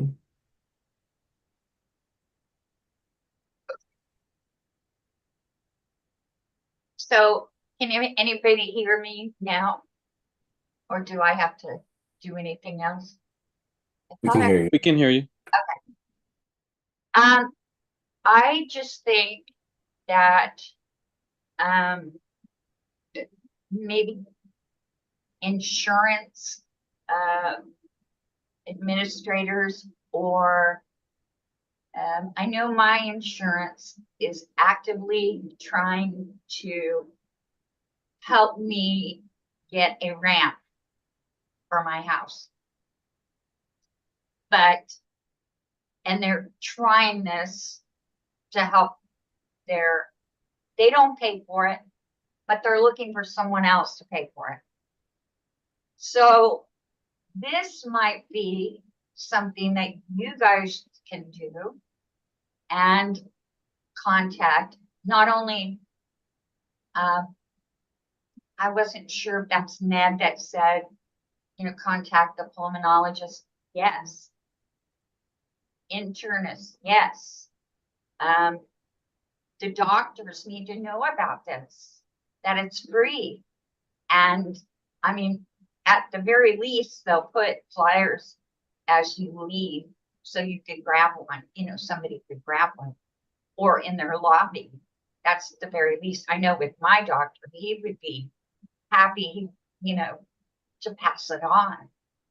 So, but I mean, you can contact like Blue Shield and their customer care, their patient care departments, any of the insurance companies in San Joaquin County, and say, who's eligible, and tell them, please feel free to contact us, type of thing. I can come and give you a 10-minute, I won't take up much of your time, a 10-minute, presentation to you, whatever you have to do, but I think contacting healthcare is now the way to go. Get in the door with the healthcare. But I think internists, even GPs, like it said, pulmonologists, any other allergists, rheumatologists, those people are the people that care about the lungs on a regular basis. So that's my suggestion. Thank you. Thank you, Debbie. This is Jared speaking. Jeff, see your hand up. I know James, your hand up is after as well. Yeah, I just wanted to kind of understand the process. Is it just filling out a form? How long does it take? And see if there's also any other opportunities and anything that the port does within Boggs Track that maybe we could invite you to as well. Hey Jeff, this is Go ahead. Sarah with the Air District. We have built an online portal for the Clean Air Rooms program. So you would just sign on to access the online portal, put in your address to first check your eligibility. So if they're in the AB617 communities and have not received a device before, it would move them on to a second screen where you put your name, your mailing address, and then you would attach a proof of residence document. And that could be your driver's license, a PG&E bill, something tying you to that home, just so that we know that we're sending the device to someone actually in the community and that your address is correct too. So it's a pretty quick process. It usually takes about 5 minutes to fill it out. Thanks. This is Stephanie. Sarah, can you maybe speak to that, like after it gets completed, like around what time we're looking at and like what happened, like the process of someone like getting the purifier? Yeah, definitely. So once somebody applies, we assign it out to a specialist here in the office, and they just make sure that the address is correct and that they're in fact within the district boundaries. And then we try to send out orders within about 2 to 3 weeks. So at least once a month, we're sending out orders to residents.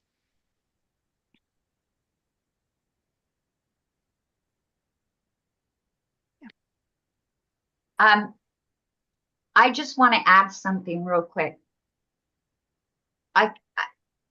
The people that I filled out 3 applications for people because the older people are not savvy to go online, find the form, et cetera, et cetera.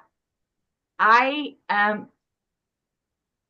don't know how we can get around that and try to help them out and fill that out. Is there any way that we could do like a manual form where they could send it in?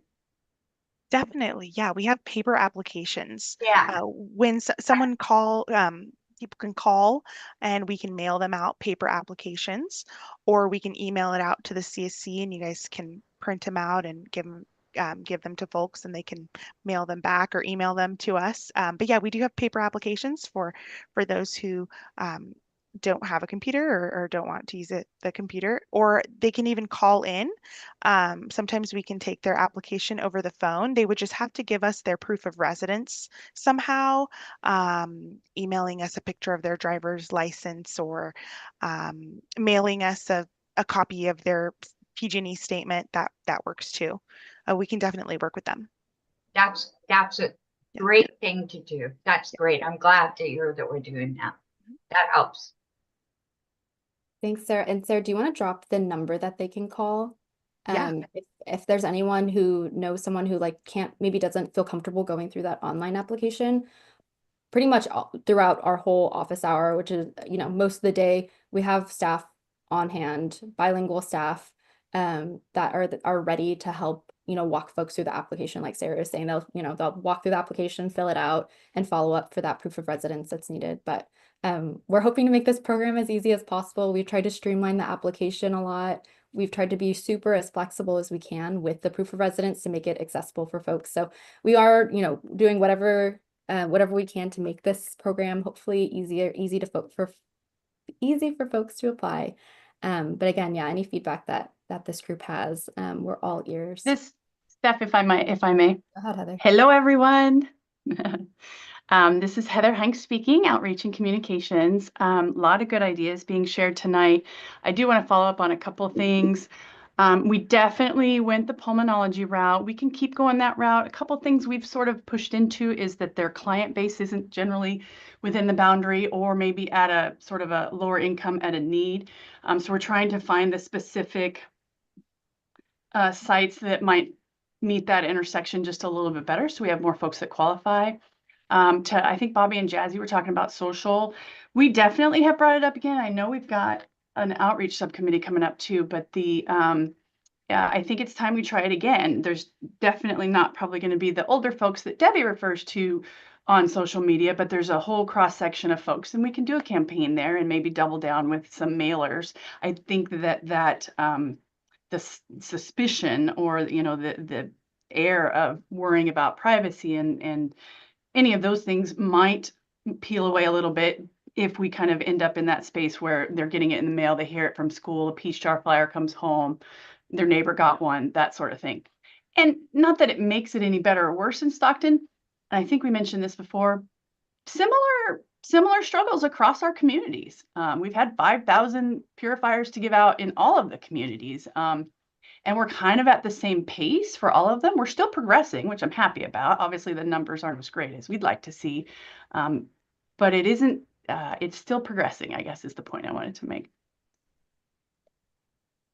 This is Jared. Yeah, thank you for that clarification, Heather. James, I've seen your hand up for a second, so I wanted to give you the chance to come off mute and chat. And I see you next, Margot. Thank you, Jared. This is James. First, just a comment. I would hope that the 167 people that applied for the vehicle replacement also took an air purifier, since they're already sort of confirmed to be there and you have the information. And I definitely recognize that folks don't want to give their information. Like I'm someone who doesn't want to give information. Oh, I don't open my door. Like I get that. But I am kind of curious of what, aside from the group event or the sort of the community events, the schools, like someone had mentioned the door-to-door stuff, which I recognize is difficult with the gates and the dogs. But do we have a door-to-door strategy? Is the Air District doing that? I noticed Stephanie had responded that you have partners that sort of do that. So if I'm hearing this correctly, the Air District staff alone is not going door to door. It's subbed out. And if it is, do we have a vendor? I looked while we're talking, I looked at the Valley Can folks, like they do signups for a ton of other stuff. They work with PG&E, like their business is to, like with the cars, they do it for PG&E, for community care centers. They do this across a lot of different things. I'm not saying to hire them, you know what I mean? But like, they're already in the space. Is there another way we could do this? Because I remember at the in-person meeting, we're having the same struggles, and I struggle with, and I feel for you folks who oversee this because it's something that doesn't get resolved. But yeah, I'm just sort of throwing that out there. Or just curious of like, do we have a vendor? Like, how does this work?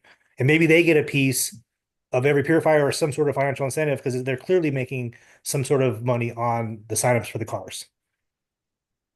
Thank you. Thanks, James. This is Stephanie. She's not in this meeting, but I know our partner, SB over at EJCW, has done door-to-door canvassing, and I think has mentioned, I'm sure as lots of folks that have, canvassed, it mentioned challenges with actually reaching folks. We hear a lot of feedback. I know Heather and Cass could speak more to this, but I think with outreach campaigns, we are really looking towards ones that are successful in like connecting with people. I think some of the campaigns like canvassing and then also mailers, direct mailers is something that, we've gotten feedback on, and we've, tried in some communities. And in some cases, it is for a handful of folks successful, but those are two methods of outreach that we've heard challenges with actually connecting with folks. I know that I've heard from SP's group, it's not always, you might not always get someone answering the door. I know, like James mentioned, like if I don't know someone, I probably am not answering my door. So I think there are some of the challenges there, but we can certainly reconnect with some of the folks we know to be canvassing and kind of reconnect and see how that effort is going. Yeah, I've done quite a bit of canvassing myself for a bunch of different issues, and so I recognize it, and it's a lot easier when you're just leaving something. You don't actually have to talk to somebody. It just seems like the same sort of struggle for a little bit, which I recognize is just the way it is, but just thought I'd mention that. This is Heather again. It goes without, it needs to be said again, that in that space, we do have the concept of our mini grants through outreach. We definitely, if James, if you know a partner, or if you all have other concepts like SB, we often go back to her and sort of ask in the same vein because she's out in the community. There's a group doing the things, we have the means to sort of enlist their support and get them to be the bodies on the ground for us. So have them reach out to us, have them reach out to me, staff, anyone really. I'd love to talk to them about that. Thanks. I'm so glad you mentioned that, Heather. This is a mini grant, so it is up to $2,000 to do work to get, our programs out into the community. It could be, a Boy Scout group. It could be, a community-based organization. We are willing to work with folks. We've had this is a program that we have, across the valley. So we've had a couple groups, working on this. Clean air rooms is a super popular one because it is, again, something that's really accessible to people. It is a free purifier. But if you know a group that would be interested in doing this kind of work, please let us know and connect with Heather again, connect with me, and we can get them set up with this mini grant program. Well, I think I did ask because I think I knew some folks in the Stockton area that could do this, but they're not headquartered in the Boundaries, which I learned is right. The business has to be in the Boundaries to be a pass-through agency for helping, right? Or no? No, not necessarily. Because that's what I believe I was told at one point when I did identify some folks. Well, But but I think the business has to serve the boundary. I don't know if we physically have to plug them there, Steph. Yeah, we can follow up on that, James. I'm curious if it's like, if they serve the boundary, if it would be possible. But we can follow up on that, James, and let you know. Yeah, thank you. Because I think there's a lot of good folks outside the Boundaries that I think could break through this wall, like Jeff was alluding to. Yeah. I thought that was the hindrance, was the business had to be in the Boundaries. Let's follow up on that. Certainly for participation on our committee, that's definitely a part of it. But for this mini grant program, we'll follow up with our team and we'll get back to you, James. Thank you.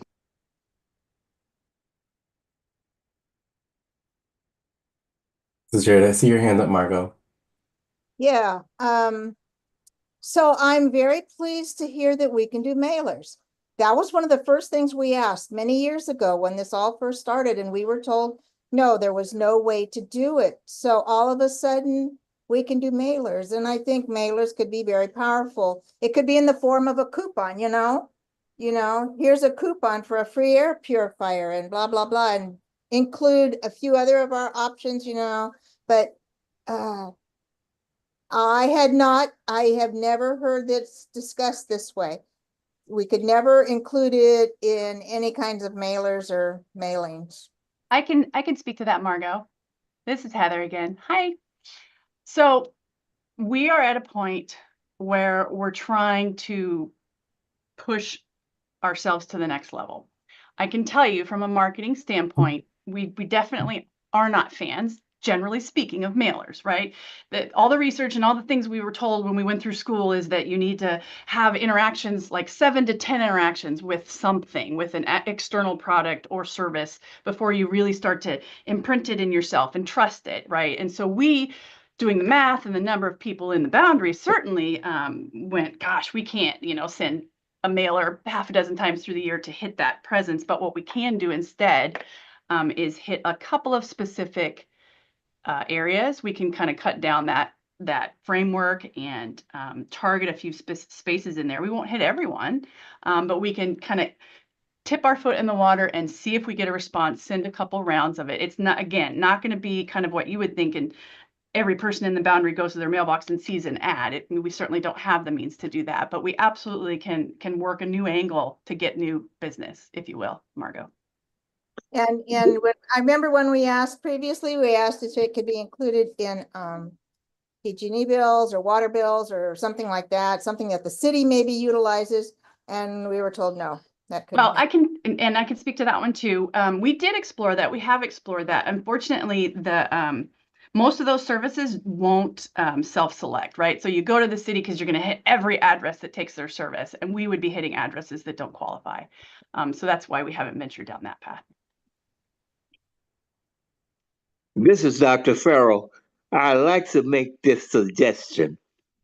I would be willing to give my testimony and other persons that would give written testimony how the air purifier have been a benefit. And if you're going to send out something, not only a coupon, but also personal testimony. A person that is in the 617 area, like myself. Thank you for that offer, Dr. Farrell. We might just take you up on that.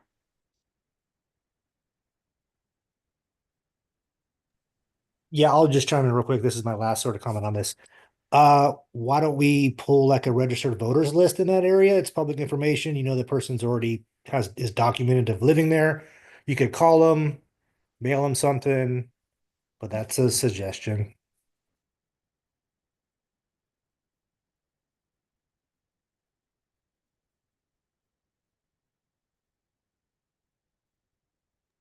This is Laura. Thank you all for your great recommendations on how to maximize outreach. I think those are all great, and we definitely see your interest in wanting to keep the clean air rooms for personal households before doing an expansion of the program. So we wrote that down as an action item for the air district to share those digital flyers, not just with Jeff, but with everyone, so we can maximize those outreach efforts.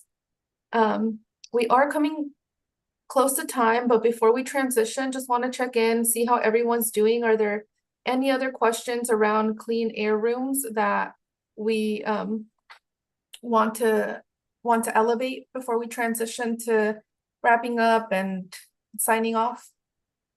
This is Everett. I would just wanted to reiterate that with the fires and the air quality, that I think it's another opportunity for us to go ahead and we might get a whole nother outcome of this.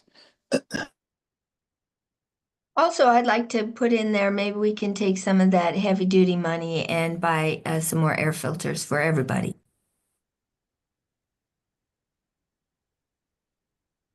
Yes, thank you both for your comments. Lada, this is Stephanie. I'm wondering, I just want to circle back with folks. I think the thought was that eventually we'd come back to this meeting and set a target, which I don't know. I'm happy to, it sounds like folks maybe just are feeling the sense of there's just more kind of routes and avenues that we can take, which I know our team has taken note of lots of these. I just don't want to make sure I didn't forget that piece. If folks want to suggest maybe in the chat as they're headed out, like maybe something that they think makes sense for a target. Otherwise, I think our plan, if folks, you know, maybe want to pivot from that and don't want to set that target necessarily, our team is of course still, you know, following up on these suggestions. Rocio will mention it, but we are going to have an outreach subcommittee soon. If you're stoked about outreach and clean air rooms, come to our outreach subcommittee, help us come up with ideas. And aside from that, we'll plan to bring this back again. I mean, we'll always give updates about the clean air room programs in our tracker, but it was our commitment to you all to revisit this topic in May, so we can plan to do that as well. Unless I hear maybe any objections from that. Yeah, thank you, Stephanie, for bringing it full circle to the beginning. And can you please share in the chat, or if you have the number, just what that target outreach is once again? So this is once again like the target outreach to be ordered to get done with funding, right? To like utilize all the funding. This is what you will need from now up until and then Stephanie, you can plug in. I think she's typing in the chat. As she's typing in the chat, Jeff, I do see your hand raised. Yeah, I was just gonna say, I'm trying to figure out what impediments there could be to getting these filters into folks' home, and I'm hoping they're good looking or somewhat good looking, and that people aren't, you know, they don't want to put it in their house, or have you seen any objections like that? Or is it just they don't want to spend the time and go through the whole process to sign up? Hi, this is Cassandra. They don't want to give over proof of residency. And we have been flexible in taking anything, a piece of mail that just has their name attached to that address. But the minute we ask for that, they shut down. Yeah. Got it. But I think that when we did the lawnmower event and some of the children's events, that people were taking the information and along with the everything else, that if they gave something, they took those filters too, if they were there.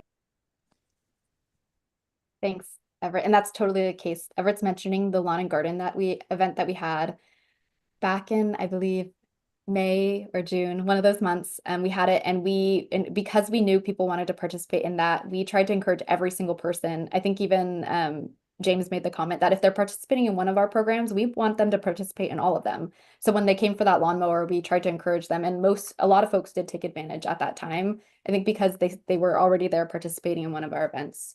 And so yeah, those are definitely like we've mentioned, great touch points at some of the events that we've gone to. Which home and garden shows, any of those things that we can do to to enhance that. I think we'll work on it real good. Thanks, Everett. Thanks, Everett. Tanisha, I do see your hand raised. Yeah, I have a question for Cassandra. You mentioned that the hesitancy was around providing their proof of address. Do you mention that they can submit it afterwards? Like,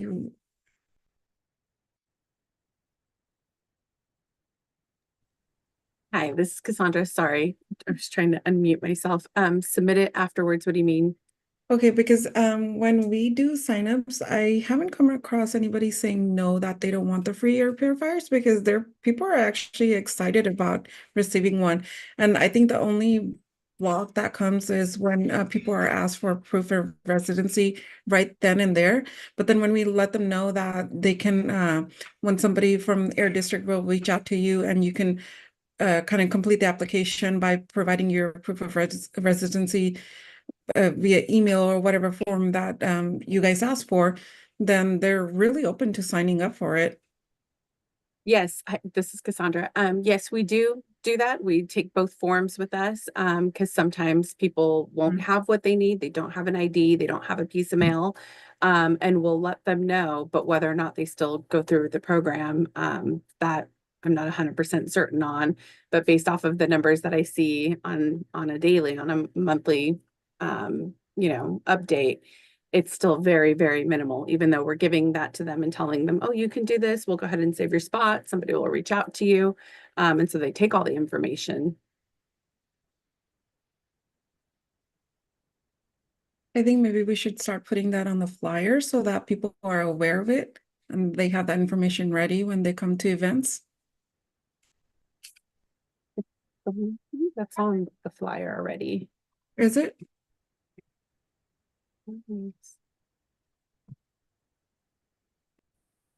Yeah, thank you, Tanisha, for that question. And Cassandra, as you're looking through the flyer, I think it's important to elevate, right, what you've all been sharing from outreach, is that it's that community trust aspect where residents don't feel comfortable and safe to share their address because, there's a myriad of reasons why they may not feel safe to do that. And Tanisha, I think that you elevated a great point as well, like collaborating with community-based organizations to maximize these air filters to go out, because community-based organizations do have that rapport with residents. I think that's a great idea to bring that together and work in companionship with each other. Okay, I do see that we're at time. We have a minute left, and I do want to wrap us up. And if you can please, just give us a few more minutes of your time past 7. We'll try to wrap this up pretty quickly. But just want to kind of go through, our wrap-ups and next steps. So we will be sending our standing updates via email, so please expect that in your email with, everything else that the AD sends to you after these community meetings. We will be anticipating to bring back the passenger vehicle replacement conversation for March. So please anticipate that for the agenda. And additionally, the Air District is proposing on bringing in air monitoring update, since we haven't had one since August of 2024, and just an overall general measure progress for the SERP implementation. So those are 3 of the things that the Air District is hoping to bring back in March. And yeah, just want to take a quick pause here, see if there's any hesitation, any objections to the proposed topics, or if we want to have an agenda setting meeting, we can also plan for that. But those are or 3 things that we are thinking to bring in March. Mary Elizabeth, will there be a 3rd and 4th quarter enforcement report? And I see Stephanie nodding yes. Okay. I don't see anything in the chat about objections for the agenda topics. If there is a request for an agenda setting meeting, please feel free to reach out to Stephanie and Rocio, and we can definitely get that in the books. But for now, we'll plan to move forward with those proposed topics. We once again want to thank Tanisha for being a community co-host this month, and we encourage you all to consider being a co-host for future months. And Tanisha is open to having a conversation with folks if you all want to learn about the co-host process.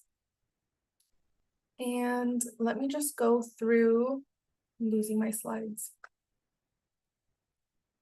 Let me share my screen just so I can read the action items to you all.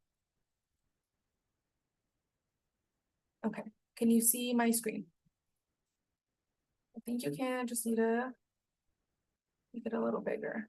Okay, we have 2 major action items. So for the Air District to provide an itemized breakdown of the passenger vehicle replacement spending. For example, a summary of tasks for administration fees for the project versus direct costs. And they will share that during March's CSC meeting. And additionally, the Air District to share Clean Air Room's digital flyers with the CSC to maximize outreach efforts. Is there anything here that we may have overlooked or an action item that's missing? This is Stephanie. We'll follow up with James also about the mini grant application and clarifying that. Follow up with James about maybe.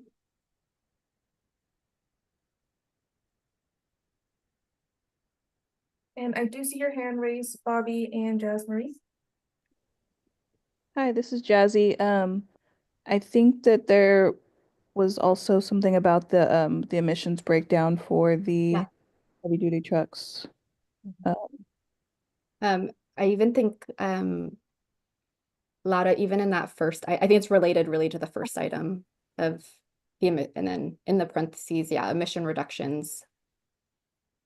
Okay. i.e. summary of tasks for administrative fees and emission reduction estimates, maybe.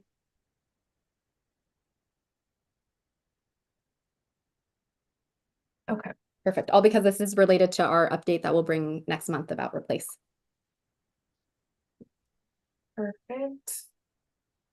And then on the same realm, we just want to share when our next meeting is.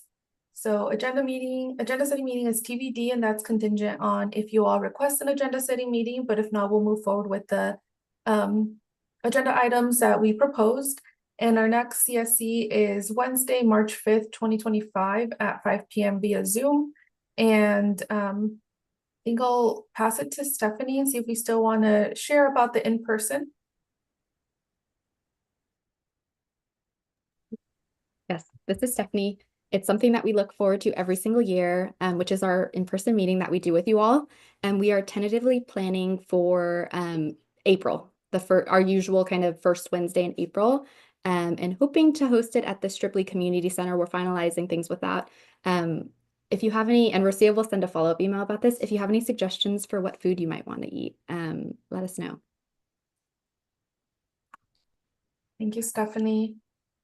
I'll stop sharing my screen, and I think that's it, unless folks have any other questions, any last minute questions they'd like to ask, or any comments they'd like to share before we transition off.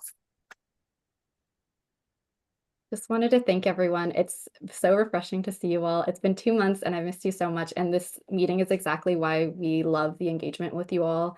I appreciate all the questions, and we want to, next month bring back, responses to that.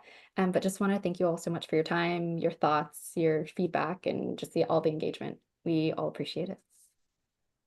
Yes. Thank you all. Have a great night, and thank you for staying 5 minutes past. Appreciate you all and your efforts. Thank you. We miss y'all too. Happy New Year.